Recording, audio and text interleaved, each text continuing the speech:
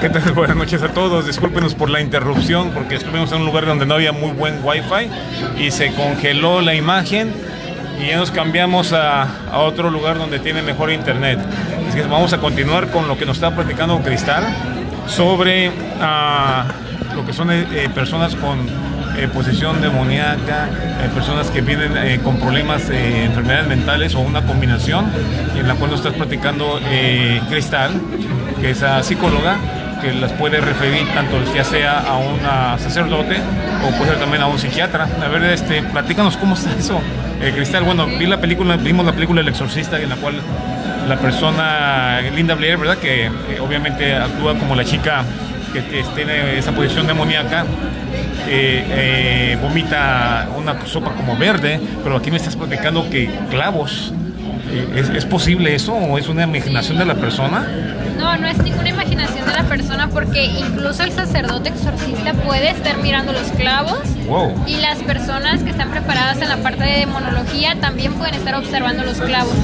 Entonces, definitivamente que los clavos no salen de la parte del estómago de la persona, se fabrican ya en el interior de la boca y son arrojados.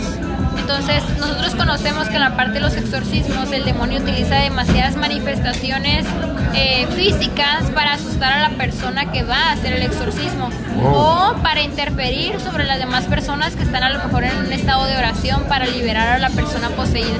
No, pues eso sí, fíjate que lo llegué a leer en algún libro de exorcismo, tal vez en algún documental en YouTube, pero pues ni siquiera en la película El Exorcista o en El Exorcismo de Emily Rose salió eso, que escupieran clavos o vomitaran clavos, ¿no? ¿Qué otras cosas también puede vomitar la persona? Pueden llegar a vomitar, por ejemplo, cabello, pueden llegar a vomitar también, por ejemplo, tierra de panteón, pueden llegar a vomitar incluso cosas como, por ejemplo, de madera o objetos a lo mejor con los que le hicieron algún trabajo de brujería, sí. Pueden llegar también a vomitarlos. Fíjate que lo que me estabas platicando, Cristal, con respecto a la brujería brasileña, ¿tienes algunos detalles? ¿Cuál es la diferencia, verdad? O sea, ¿qué es lo que se usa para esta clase de brujería? ¿Se ha hecho alguna investigación al respecto? En torno a la brujería brasileña, se menciona la brujería brasileña como, por ejemplo, en México se menciona la brujería de Catemaco. Es decir, en la parte, por ejemplo, de Brasil, que se utilizan diversos artículos o diversos tipos de magia, por así decirlo, es una brujería muy fuerte. Entonces, muchas personas a nivel, por ejemplo, mundial, cuando quieren hacer algún tipo de brujería, van a Brasil con brujos muy preparados en la parte de su materia y hacen la parte de la brujería. Entonces, son brujerías muy pesadas a nivel energético, similar a lo que tenemos aquí en México, como son los brujos de Catemaco.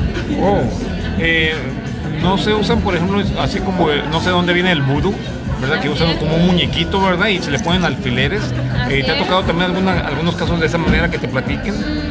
De la parte, por ejemplo, de vudú no me ha tocado. No me ha tocado casos donde a lo mejor a la persona le hagan trabajos y la persona esté manifestando a lo mejor ciertas características, pero sí me han tocado, por ejemplo, pacientes que tienen brujería de muerte y esa brujería les llega a nivel físico, a nivel enfermedad.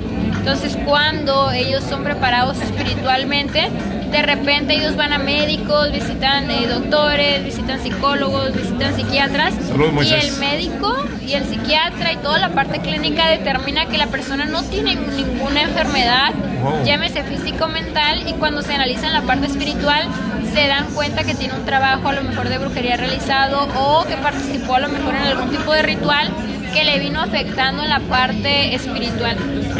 Aquí para los que se están conectando, discúlpenos, hace aproximadamente unos 45 minutos nos conectamos en vivo, pero en el lugar donde estamos había una conexión pobre de internet, pero estamos hablando sobre posesión demoníaca, estamos hablando de brujería, etcétera, y mi invitada ahora es psicóloga, es Cristal Lía, su apellido, y obviamente esto es muy interesante porque por lo general es creíble que la mayoría de las personas que estudian psicología o psiquiatría realmente son pocas las personas que creen, ¿verdad? En lo espiritual, en la posición demoníaca, basados más en enfermedades mentales, ¿verdad? Sí, de hecho, se nos prepara más que nada para la parte lógica y científica. ¿A aquello que podemos determinar a lo mejor con la parte científica, con el método científico, es aquello en lo que se nos determina creer en la parte psicológica. Pero definitivamente que también existe otra parte que la ciencia no puede explicar, y es la parte de lo espiritual. Oye, Cristal, pero una pregunta. Por ejemplo, supongo que tienes amistades que son psicólogas también o psiquiatras, ¿no? A la cual haces referencia a veces a las personas si es solamente ves un caso de una enfermedad mental.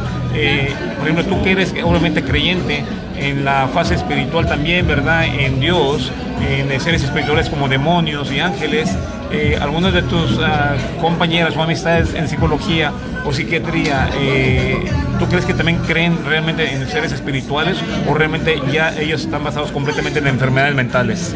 Muchas de las personas están basadas meramente en la parte científica, pero definitivamente que sí conozco personas, amistades, que también buscan la parte espiritual. Es decir, ellos saben que hay algo más, que la ciencia no puede dar razón, y entonces se determina con la parte espiritual. ¿Por qué? Porque se ha visto y se ha conocido que cuando una persona, por ejemplo, tiene un estado de posesión y después es liberada a través de un exorcismo, ya la persona no necesita trabajo psicológico. ¿Por qué? Porque el campo en la que esa persona estaba afectada no era en la materia psicológica, y eso lo descartó el psiquiatra, lo descartó el psicólogo, lo descartó el médico, y entonces dice, bueno, esta persona está bien en estas áreas. Entonces, si lo mandas ya a que se trabaje la parte espiritual, puedes determinar, y el sacerdote, el religioso o la persona que esté haciendo la liberación se puede dar cuenta que esa persona queda en un estado saludable después a lo mejor de ese intervimiento. Cristal, precisamente me dices que tuviste algunas experiencias desde niña, y eso es muy importante porque para tener unas experiencias de niña con asuntos demoníacos y después aún así lograr, ¿verdad?, tu joven edad de 25 años de edad, tener la carrera en psicología y aparte una especialidad, una maestría, la verdad es admirable en tu caso que tanto en el aspecto profesional como tanto en la ciencia, en lo científico, en la medicina y en lo espiritual, o sea, ¿crees que puede afectar a una persona tanto una enfermedad mental como puede haber un espíritu maligno que la está atacando, ¿verdad? Así es. Sí, y incluso pueden darse por ambas corrientes, es decir, o que algo le está atacando o que esa persona está viviendo lo psicológico, o ambas cosas mezcladas. Entonces creo que si muchos de la parte de la salud mental se abrieran a esta posibilidad, encontrarían todavía más campo en el área de la investigación. Dinos, Cristal, después de que tuviste esas experiencias con demonios de niña, ¿qué es lo que te empujó a estudiar la psicología? La parte de la psicología, el ayudar a las personas. Anteriormente yo iba a ser ingeniera. Saludos, Waldo, gracias por la información. El trabajo que yo iba a realizar se iba a dar con máquinas, porque en la parte de mi preparatoria estudiaba lo que era la robótica. Entonces a mí se me daba mucho la parte de las matemáticas, la ingeniería, pero yo en mi interior sentía que mi trabajo no lo quería realmente hacer con máquinas. Es decir, eso lo hacía como un hobby, pero en realidad mi trabajo iba más allá, era ayudar a la persona. Ok, correcto. ¿En qué momento, luego, cuando ya te lograste terminar tu carrera en psicología, Cristal, cuando ya obviamente empezaste a tener pacientes y al ver que era ya un asunto espiritual, que eran ataques de espíritus malignos o demonios, ¿cómo confiaste, por ejemplo, en este sacerdote? Tal vez hiciste alguna investigación también, como hacen mucho con los doctores, referencias de que realmente es una persona capaz de expulsar a un ser espiritual que está invadiendo a un ser humano. ¿Cómo confiaste tú en esta persona? Okay, yo confié porque me tocó trabajar con ese sacerdote, y este sacerdote fue nombrado exorcista oficial de la Arquidiócesis de Tijuana. Entonces él fue nombrado por el arzobispo, y cuando fue nombrado por el arzobispo como exorcista oficial de aquí de Tijuana, Baja California, empezaron a llegarle casos a él. Entonces él empezó a liberar personas que estaban poseídas, y yo tuve una amistad con ese sacerdote porque trabajábamos en conjunto, es decir, llegaban personas que a lo mejor venían con un trastorno o venían a lo mejor con alguna posesión, y él me decía, verifica en tu campo si no es ningún trastorno, porque entonces si es algún trastorno, yo no tengo que interferir como sacerdote para encontrar si hay una posesión. Qué interesante. Ahora, bueno, por lo menos de lo que yo tengo entendido en videos de YouTube, la película El Exorcista, el exorcismo de Emily Rose, para tener entendido que hay una posesión o una invasión de un ser espiritual a una persona, tiene que haber, por ejemplo, ciertas características como igual que haya alguna clase de limitación, o movimiento de objetos, hablar otro idioma, ¿verdad? ¿Qué es lo que te hace a ti el diagnóstico para pasárselo a este sacerdote que es un exorcista y que pueda proceder a hacer un exorcismo? Porque obviamente necesitas tú tener, ciertas características de la persona para podérselo mandar y que le realice un exorcismo. Sí, así es. Lo que yo determino primero que nada es si existen características dentro de su historia familiar o personal. Por ejemplo, el caso de una niña que me tocó en el que los psiquiatras y los psicólogos no encontraban ningún trastorno del por qué la niña tuviera ese comportamiento, y en realidad la niña fue ofrecida en un rito satánico. Entonces, esa niña fue ofrecida en un rito satánico y al ser entregada empezó a experimentar diversas situaciones, diversas cosas. Escuchaba que demonios le hablaban, era asustada por ellos. Y después ella no presentaba ningún tipo de esquizofrenia, no presentaba alucinaciones. Realmente ella estaba mirando eso. ¿Y cómo podemos darnos cuenta? Porque después la familia entera empezó a presentar situaciones en su casa, situaciones como que se caían objetos, se movían objetos del lugar, había movimientos, por ejemplo, en las camas, en las puertas, había sombras que brincaban del primer piso al segundo piso. Entonces puede decir que, Cristal, que realmente lo que vimos en El Exorcista, con excepción tal vez de cuando mueve el cuello, ¿verdad? La cabeza, 180 grados, que puede haber una fractura, obviamente, ¿no? En el cuello, lo demás de que vimos ahí es posible, ¿verdad? Que se manifieste, no es realmente tanto ficción, porque ya ves que El Exorcista también está basada en un caso supuestamente real, allá en 1949, que le sucedió a un jovencito, y simplemente el autor de esta novela se basó en esta historia de 1949, de un caso real, para poder escribir su novela El Exorcista. Así es. Sí, definitivamente hay características, como vemos en la película, se presentan en la vida real y a veces se presentan de una manera a lo mejor más fuerte, y precisamente por eso las personas que están atendiendo ese tipo de casos tienen que estar preparados. Qué interesante, Cristal. Ahora, sobre tus experiencias que tuviste de niña, ¿nos puedes platicar un poco qué es lo que veías, cómo se fue quitando esas manifestaciones demoníacas en la cual... Ese es café, sí, aquí están las cremas. Estamos tomando un cafecito, disculpen, porque obviamente está haciendo frío y pues que no queremos que vayamos a salir con tos, ¿verdad? Fuera de aquí, de este lugar. Así es. Precisamente, como volvemos a comentar, se me hace muy interesante de mi amiga Cristal, que ella su profesión es psicóloga y que tiene una maestría aparte, y que obviamente crea que existen seres espirituales, porque la mayoría dicen, no, sabes que son enfermedades mentales, es una imaginación, no existe nada, es simplemente una sugestión. Y igual que en El Exorcista, simplemente tener el fe en el exorcismo hace que desaparezca. Pero de hecho, en la parte, por ejemplo, cuando es una posesión, las personas que están preparadas en demonología, en exorcismo, ellos también tienen ciertas rúbricas que tienen que cumplir para que la persona realmente esté en un estado de posesión. Entonces, en esas rúbricas ellos también examinan con sus métodos que esta persona tiene un estado de posesión y pueden determinar cuántos demonios hay dentro de esta persona. ¿Por qué?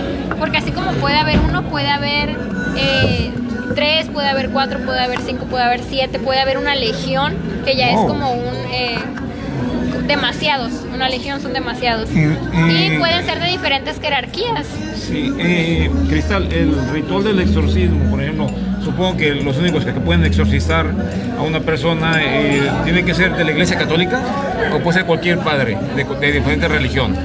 Mira, yo he observado que hay pastores, por ejemplo, que hacen diversos tipos de liberación. Entonces hay pastores que he observado que hacen liberaciones. No me ha tocado presencialmente, lo he visto en videos, lo he visto en historias. Okay. ¿No has querido ir en persona o no se te permite estar presente? No me ha tocado, la oportunidad. Lo he visto en videos, lo he visto en historias que me han platicado también, historias que he visto a lo mejor en internet. Sí. Pero no lo he visto presencialmente a través de pastores.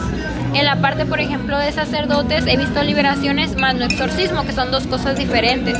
¿Por qué? Porque una persona puede ser liberada a lo mejor de una brujería, pero no necesariamente está poseída. Ah, qué interesante está eso, ¿verdad? Pero entonces, ¿has investigado un poco sobre estas personas, por ejemplo, que van a las botánicas a comprar como velas de la Santa Muerte, de San Judas, etcétera? Me estás comentando que sobre la Santa Muerte, a diferencia de otros santos, por ejemplo, los santos regulares que la gente usa como protección, como San Benito, San Pablo, San Judas, con la Santa Muerte es algo serio, porque parece ser que por lo general sí concede a las personas que le ponen un altar y obviamente que les ponen monedas, licor, etcétera, lo que piden, pero también a la vez tengo entendido que si esa persona para de hacer ofrendas, pues se puede la Santa Muerte quitarle algo de lo que tiene esa persona, ¿verdad? Sí, de hecho es muy conocido eso, la parte de la creencia en la muerte. Muchas de las personas que creen en la muerte, por ejemplo, lo toman como una advocación, pero es conocido también que la muerte es celosa. Por lo regular, cuando una persona tiene una creencia, por ejemplo, en la muerte, siempre tienen la tendencia durante el transcurso de su vida a que les es quitado algo. Es decir, les es quitado ya sea algo que aman, algún ser querido. Wow. Entonces, o sea que desgraciadamente puede ser a veces la muerte de un ser querido o de una amistad. Así es. Qué barbaridad, ¿no? Pues de qué manera de cobrárselo, ¿no?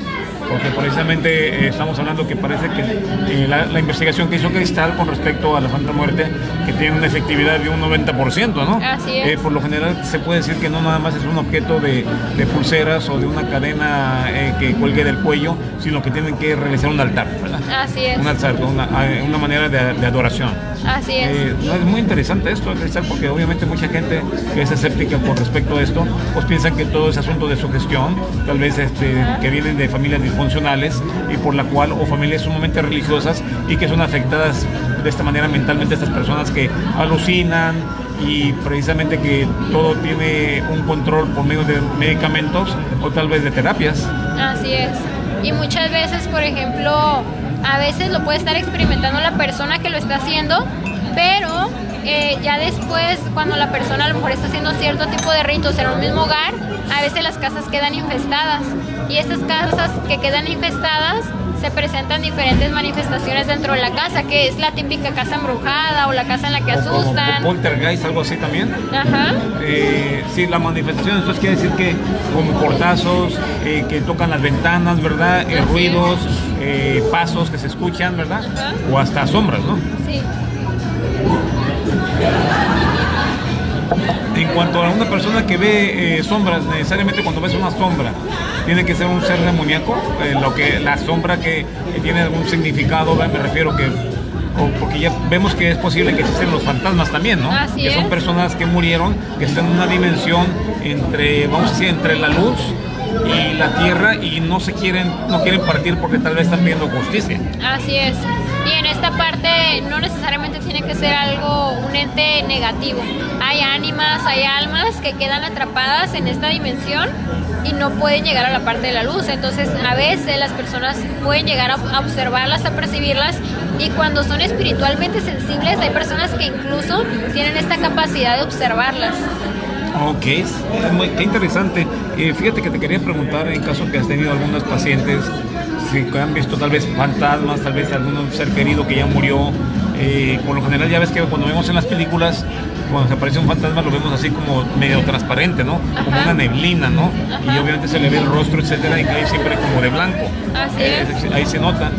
Yo te quiero platicar, y ya lo platiqué anteriormente, que tuve una experiencia ahí en San Isidro, cuando iba a hacer Missing Contacts hace como unos 6 o 7 años aproximadamente, que estaba esperando y lo quiero volver a platicar porque precisamente es la única ocasión en la cual posiblemente vi un fantasma, pero no como lo vemos en las películas. Estaba esperando que abrieran este lugar para hacer los Missing Contacts, y cuando estaba esperando que abrieran, pues ya había gente en movimiento dentro de la oficina, aquí en las Américas. Vi que estaba jugando una niña con unos juguetes, una niña de unos 4 o 5 años de edad. Entonces dije, no, pues ha de ser la hija de una de las señoras que están ahí adentro, o de las muchachas. Entonces yo seguía pues normal esperando hasta que ya abrieron las puertas. Yo fui el primero, había otras 2 personas también. Y ya, pues la muchacha que me atendió, pues todo bien, ya le presenté mis documentos para que me hiciera los taxes. Y de repente se me le ocurre preguntarle, oye, ¿es tu hija, verdad, la niña que está jugando aquí? Dice, ¿cuál niña? Sí, la niña. Digo, antes que abriera las oficinas, las puertas, ¿verdad? Vi que obviamente las puertas son de cristal y está una niña jugando. No hay ninguna niña. Claro, ¿cómo que no hay una niña? No hay ninguna niña, dice Gabriel. Ya me empezó a alertar. ¿No estás bromeando? Digo, ¿cómo que no hay una niña? No hay ninguna niña. Ni siquiera voy a checar. Y ya me levanto, ¿verdad? Y que hay cubículos, obviamente, donde están atendiendo a diferentes personas, los preparadores de los taxes. Y les pregunto, ¿verdad? Oye, una niña de unos 4 o 5 años de edad, ¿es hija de ustedes? ¿Está en el baño o se fue? ¿O es de una clienta que entró antes? Que no hay ninguna niña. Caray. Entonces, ahora sí ya me preocupé. Dije, no estoy loco. Es en la mañana, estoy vivo en este momento, no estoy soñando nada de esto. Estamos hablando las 10 de la mañana. Y entonces la muchacha me dice, mira, Gabriel, es que aquí, bueno, cuentan la historia que hace tiempo cuando estaban construyendo aquí las Américas, realmente por aquí murió una niña. Entonces no eres la única persona que la ha visto, la han visto otras personas también. Y pues obviamente no, pues pobrecita niña, ¿verdad? No sabemos realmente su nombre, etcétera, pero se manifiesta que está jugando. Y dice, pero es que la vi real, o sea, no es una sombra, no es una neblina que vi, ¿verdad? Que anda volando, nada de eso. Como un estado físico, así como si estuvieras viendo a unos niños o a ti misma que te estoy viendo, ¿no? Cristal. Entonces, pues ahí ya se me prefiguró que sí existen los fantasmas y que no necesariamente tienen que aparecerse como una sombra o como una forma angelical o algo así, ¿verdad? Así es. Las personas estas que te han checado o te han visitado en Cristal, ¿no te han platicado algo sobre fantasmas también o que los visitan seres queridos? Sí, de hecho, por ejemplo, el caso de esta niña que comento que fue ofrecida en un ritual satánico, en la casa de ella... ¿Qué edad tenía la niña? La niña tenía 15 años. Sí, 15 años. Ah, caray, no, pues es una jovencita ya. De hecho, en ella le habían detectado primero un trastorno de Asperger. Después le quitaron el diagnóstico y dijeron que no tenía Asperger. Wow. Es ahí cuando los psicólogos entran en un conflicto y dicen, bueno, es que esta niña no tiene Asperger, pero tampoco tiene autismo, pero entonces no encajaba ningún trastorno en cuestión de las características que ella presentaba, porque las características cada vez iban más elevadas. Por ejemplo, de vez en cuando ella entraba en un estado que podría llamarse en la psicología negativista desafiante y entraba en conflicto con su papá. Entonces, cuando entraba en conflicto con su papá, se ponía a pelear, se ponía a decirle maldiciones, empezaba a decirle groserías, pero después la niña empezaba a voltear sus ojos, como las películas. ¿Sí, en blanco? Ajá, como si viéramos una película de terror, empezaba a voltear sus ojos. Y la capacidad de fuerza que ella tenía ya no era de esa niña de 15 años o de esa muchachita de 15 años, sino era la fuerza como si fueran 3 hombres juntos. Ay, caray. Entonces, ella podía literalmente tirar a su papá de un golpe. Interesante está esto. Entonces la chica fue referida al sacerdote, ¿verdad? Ajá, fue referida al sacerdote. ¿Y si tuvo éxito? Sí, de hecho, la mayoría de casos que son referidos por la parte espiritual tienen éxito. Algunos llegan a tener recaídas, pero vuelven a ir con la parte del sacerdote. Ah, qué interesante, Cristal, ¿verdad? Sobre esta muchachita, pues qué bueno que superó esa invasión espiritual, ¿verdad? Que tenía y que ya se encuentra ella bien.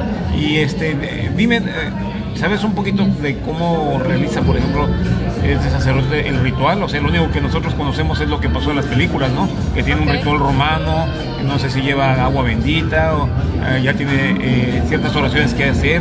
No sé, por ejemplo, como en las películas que dicen que el demonio tiene que decir su nombre para poder salir del cuerpo de esta persona. Sí, el sacerdote revisa también la historia familiar de la persona que va en estado de posesión, para determinar si tiene un estado de posesión o no, para determinar a lo mejor características en la parte ancestral, qué es lo que hacían a lo mejor sus abuelos, a qué se dedicaban sus papás, porque muchas veces a veces los papás se dedicaban, no sé, a hacer brujería, a hacer a lo mejor males a otros, a lo mejor hacer algún cierto tipo de cosas que a lo mejor atraían la parte de esas energías negativas y recae también sobre los hijos porque se ven envueltos en ese círculo de oscurantismo. Y juegan con la Ouija. Bueno, después vamos a hablar, obviamente que Cristal ya me dio su punto de vista con respecto a la Ouija, que es un canal para comunicarse, ¿no? Ajá. Tal vez con espíritus, con ángeles, con demonios, con cualquier tipo de ser, ¿verdad, Cristal? Así es. Entonces, aquí en la Ouija obviamente se le ha dado mala fama también, diciendo que es un portal para comunicarse con demonios, pero pues yo pienso por lo general en mi persona y tal vez en Cristal también, que simplemente abres un portal en comunicaciones, depende de qué clase de seres, ¿no? Porque obviamente no se descarta que se puedan comunicar uno con demonios. Así es. Sí, y es un misterio también. ¿Por qué? Porque dentro de ese juego se esconden también muchas situaciones y también va a depender de la persona que lo esté jugando. Porque tanto han jugado personas que han quedado en estado a lo mejor de posesión, como han jugado personas que no les ha pasado nada o que simplemente no sucede nada durante el juego. Sí, qué interesante. Cristal, adelántanos un poquito lo que me platicaste sobre este señor de Jacobo, que me comentaste que había una señora que podía sanar con sus manos cualquier clase de enfermedad al tocándolas, ¿verdad? ¿Me puedes explicar un poquito otra vez con respecto a esto para que escuchen la audiencia? Sí, es la parte de Jacobo Gringer. Jacobo bueno, está desaparecido desde 1994, wow. Pero Jacobo estudiaba la parte de las neurociencias, neuropsicología, la parte de la conciencia y el cerebro en la universidad, en la UNAM. Entonces él creó el Instituto de Conciencia y Cerebro en la parte de la UNAM, pero Jacobo estaba investigando a diferentes chamanes en el país, en nuestro México. Entonces él, al investigar a los chamanes, quería dar una explicación científica del por qué ellos movían ciertas energías. Entonces Jacobo se adentró a la parte de vivir con ellos para empezarlos a investigar, y al estar investigando la parte de lo que ellos hacían, se dio cuenta cómo había una persona, su nombre es Bárbara, ya murió, o fue Bárbara, mejor conocida como Pachita. Entonces Pachita podía curar a través de sus manos, no necesitaba ningún método quirúrgico, no necesitaba anestesia, no necesitaba lo que conocemos ahorita como suturas. ¿Por qué? Porque ella nada más utilizaba un cuchillo. Pero lo curioso de Pachita es que siempre tenía que ser el mismo cuchillo, no importa si estaba oxidado. Entonces Pachita curaba abriendo, nunca lo cambiaba. Pachita curaba abriendo el cuerpo del enfermo, y ella hacía trasplantes de corazón, trasplantes de riñón, trasplantes de hígado, trasplantes de todo. Sin anestesia, sin medicamentos, sin antibióticos, sin nada. Sí, así es. Simplemente con el cuchillo oxidado o no oxidado, habría esta persona estando, bueno, supongo... Consciente. Consciente. Estaba consciente la persona. Pero no sentía dolor ni nada. En un inicio la persona, cuando era abierta, sí sentía dolor, la persona gritaba, pero al ser retirado el órgano y ser puesto uno nuevo, la persona dejaba de experimentar el dolor. Ay. Y lo más extraño de este caso es que Pachita no utilizaba suturas, es decir, ella nada más ponía las manos o imponía las manos sobre la persona y la herida quedaba cerrada. Entonces, ese tipo de historias sobresalieron tanto a nivel científico que el FBI y la CIA en Estados Unidos hicieron investigaciones sobre Pachita e hicieron investigaciones sobre Jacobo. Entonces, ¿En qué años estuvo Pachita realizando esta clase de curaciones? Ella estuvo prácticamente toda... Sí, fue a partir como de 1880, 1886. Estamos hablando en el siglo XIX. Así es. Oh, ok. Entonces, sí, incluso ella empezó desde más chica, pero cuando se empezaron a hacer las investigaciones de ella, fueron como en 1880, 81, 82, 86, pero ella ya anteriormente de que fuera conocida su fama, ella ya hacía las curaciones en los años 70. ¿Cómo se le llamaba la manera en que ella curaba? ¿Son chamanes? Ajá, aquí en nuestro país. ¿En qué se basaba ella para hacer estas curaciones? ¿Cómo lo hacía? ¿Qué explicación daba ella de tener esa clase de poder? Pachita daba una explicación de que su cuerpo era usado por Cuauhtémoc, que ella en ese entonces ella decía que entraba en un trance, que Cuauhtémoc gustaba su cuerpo y que a través de eso ella podía hacer esas curaciones porque él otorgaba esos conocimientos. Pero Pachita no siempre fue la curandera o la sanadora. Anteriormente Pachita fue huérfana, es decir, sus papás la abandonaron desde muy pequeña y un africano la adoptó. Entonces un africano la adopta, empieza a enseñarle la parte de la curandería, y después, cuando ya cumple 15 años, el africano la deja.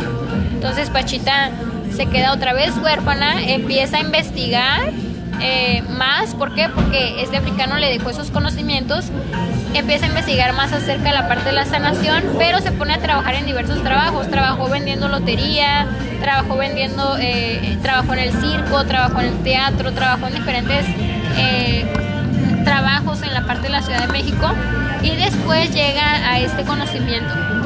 Qué interesante, pero supongo que hay, si uno busca información de Pachita en el internet, lo deben uno encontrar, y que tal vez hay testigos oculares, ¿verdad? De que realizaba ella esta clase de curaciones, ¿verdad? Sí, miles de personas venían desde Francia, venían desde Alemania, venían de Rusia, de Japón, incluso Estados Unidos estaba muy interesado en investigar la parte de la conciencia de Pachita, y Jacobo, que es el investigador de la UNAM, se encarga de investigar a Pachita. Pero Jacobo desaparece en 1994. Entonces nadie sabe qué pasó con Jacobo. En 1894. En 1994. Ajá, ok, él estaba haciendo un estudio de lo que hizo Pachita hace 100 años atrás, ¿verdad? Así es, él lo llamó el efecto de la sinergia o sinergia, que también lo pueden encontrar en el internet, y ahí también pueden encontrar la parte de su historia. ¿Crees cómo que nuestra mente puede llegar a hacer cosas? Algo muy interesante, por ejemplo, en la historia de Pachita, es que si Pachita no tenía un órgano, es decir, no sé, venía un alemán y quería que se le hiciera un trasplante de corazón, pero no tenía el corazón, Pachita lo materializaba en sus manos. Oh. Es decir, ella simplemente con el pensamiento pensaba que tenía el corazón en su mano y lo materializaba. Algo que fue sorprendente para los científicos, de cómo esta señora podía llegar a materializar objetos, podía llegar a curar una herida sin suturación, sin anestesia. El problema es que tal vez Jacobo logró aprender eso. ¿Tú crees que por eso tal vez desapareció? Porque él tal vez aprendió la manera en que curaba Pachita y él ya lo estaba practicando. De hecho, Jacobo lo practicaba. Pachita llegó a tener tantos pacientes que asistían con ella, tanta gente y tanta fama a nivel mundial, que venían personas de todos los países a quererse curar con ella. Venían incluso famosos a quererse curar con ella también, cantantes famosísimos del extranjero que venían a quererse curar algo, y empezó a tener tanta fama que necesitaba ayudantes. Entonces Jacobo, de ser el investigador científico que estaba escribiendo su historia y que escribió 50 libros aquí en nuestro país, empezó a ser el ayudante de Pachita. Entonces de repente Jacobo menciona en sus escritos que de repente ella se encontraba haciendo la parte de la suturación, simplemente poniendo las manos y cerrando la herida. Perdón, a ver, me confundí tal vez un poquito cuando te escuché bien. Entonces Pachita vivió en el siglo XX. Yo pensé que había sido en el siglo XIX. No, Pachita era muchísimo más grande que Jacobo. Sí, es decir, pero Pachita, me refiero, ella trabajó en 1984, no 1884, ¿verdad? Trabajó desde los 70s. Desde los 70s, Ajá, desde el siglo pasado. Del siglo pasado. Ok, 70s, yo pensé que era del siglo XIX, ¿verdad? No, 70s, 80s, 90s. Entonces hay fotografías de ella. Hay fotografías y hay videos de Pachita. ¿Videos de ella? Oh, sí, los pueden encontrar en YouTube. Entonces se puede decir que Pachita no tuvo la oportunidad, con excepción de Jacobo, de enseñar esta clase de curaciones a otras personas para que se siguiera pasando a otras generaciones. Así es. No hay nadie más que lo haga, ¿verdad? Ahorita, actualmente. Hubo legado de Pachita, que eran los ayudantes de Pachita. Si ustedes, por ejemplo, visitan el lugar donde ella residió, pueden encontrar todavía, solamente que ya más oculto, a las personas que aprendieron esto. Jacobo fue uno de sus más cercanos aprendices, pero lamentablemente desapareció y no se sabe qué pasó con él. Jacobo recibió un ofrecimiento del FBI, de la CIA, para que enseñara las aportaciones a la parte de los científicos estadounidenses, pero Jacobo se negó. Él quería estudiar la conciencia aquí en México nada más. ¿A qué edad aproximadamente desapareció Jacobo? Jacobo, no tengo ahorita exactamente la edad a la que desapareció él, pero sí sé que desapareció en 1994, pero desaparece joven. Tal vez estuviera en sus 40, tal vez, probablemente. Sí, tal vez sí. Ok, qué interesante esto, pues. Ya estamos tocando varios temas, ¿verdad? Con mi amiga Cristal, que es obviamente psicóloga y tiene una maestría aparte, y como vuelvo a decir, es muy importante esto, porque por fin estoy trayendo a una invitada a mi programa que es profesionista en el área de psicología y que a la vez no descarta la ayuda espiritual de un sacerdote cuando ella considera o ve obviamente las manifestaciones o las características de una persona que ha sido embrujada o poseída por demonios o un demonio.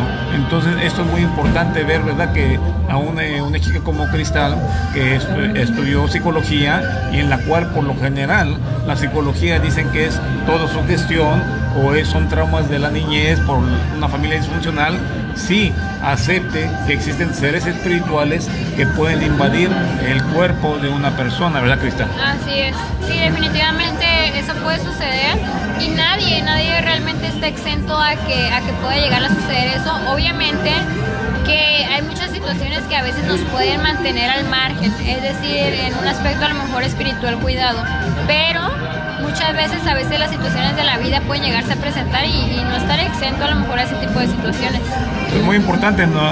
Cristal nos acaba obviamente de afirmar y a confirmar que sí existe la levitación, existe el movimiento de objetos, existen personas que han vomitado clavos, sopas, cabello, etcétera, y obviamente sombras, todo esto que por lo general vemos en las películas, por fin se puede comprobar que sí existen. Obviamente que hay muchas personas escépticas que como no lo han vivido o tal vez no tienen parientes o amistades que hayan sufrido esta clase de experiencias paranormales, lo nieguen que existe y digan, esas personas están locas, son fanáticos, etcétera, pero hasta que tienen conocimiento de alguna persona que le ha pasado estas situaciones y tal vez sean hasta testigos o les pasen a ellos mismos algo, entonces son creyentes.